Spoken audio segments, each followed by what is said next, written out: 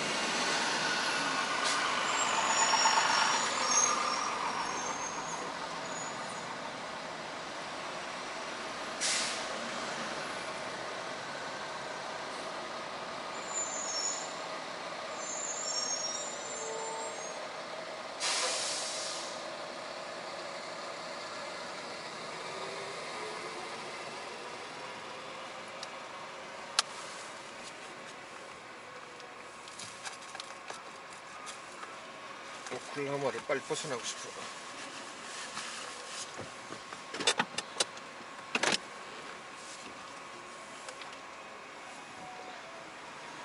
어우 씨발놈. 날씨도 더럽고 씨발.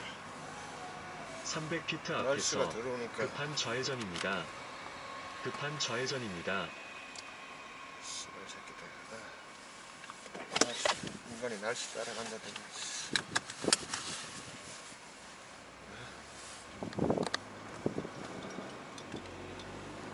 아유 개새끼들.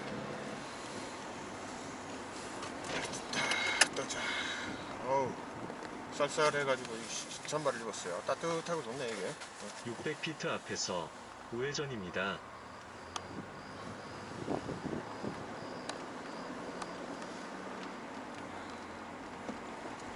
따뜻해서 좋네. 야 이놈은 날씨 진짜 더럽네.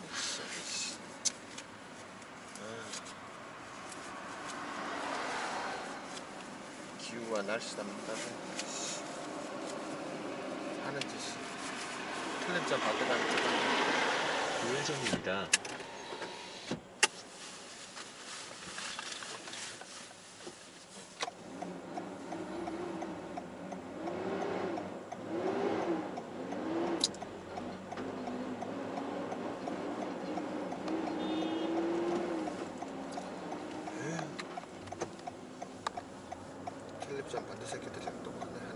1000피트 앞에서 램프로 우회전하세요. 날씨도 지랄이고 씨. 에이.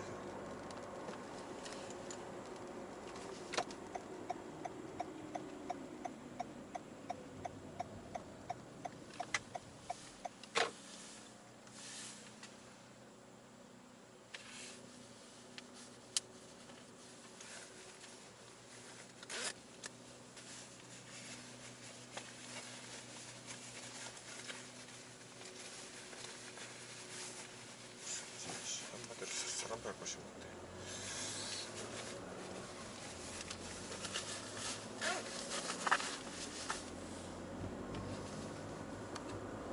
램프로 우회전하세요.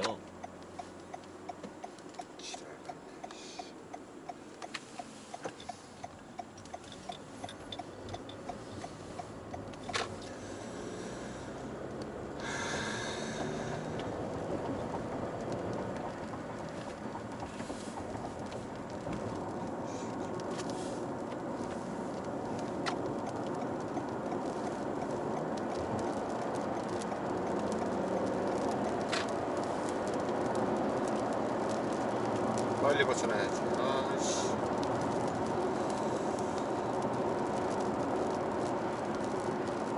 차가웠다가 햇빛이 쨍쨍했다가 이제 비까지 오고 시절 같은 날씨.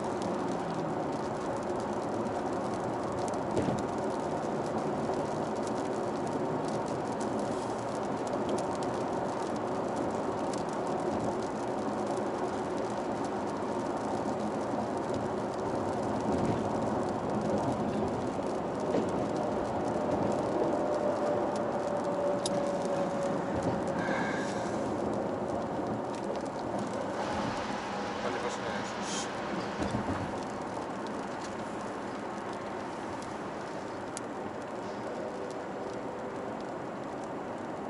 시 같은 걸더 달리면 될 것 같은데.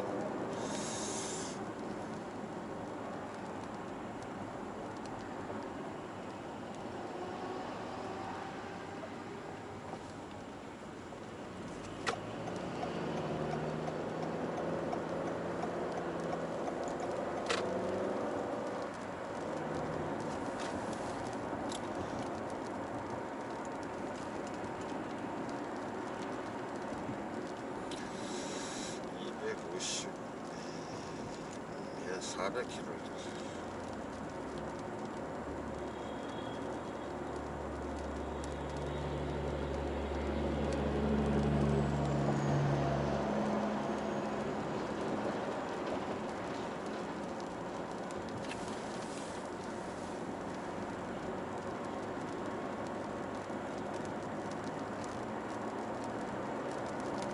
기름값도 아니 근데 텍사스랑 오클라호마는 석유가 나는데 기름값도 더 비싸네.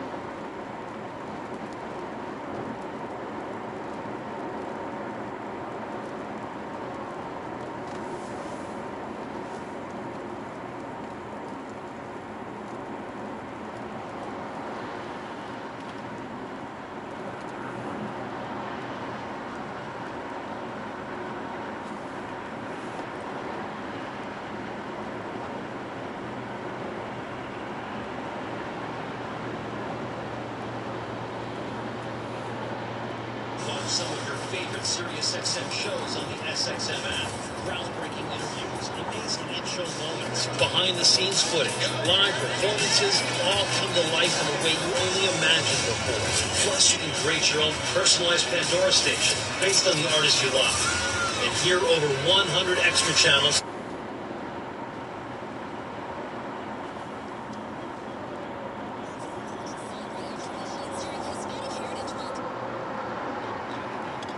Spoken this word against his own life. Homeland is Oklahoma's neighborhood grocery store. Employee-owned and rooted in community. This week at Homeland, get down you... Watch out. Smorgage.com today. From the Lucky Star...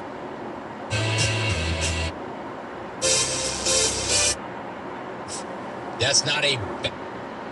And there are a couple of pathways.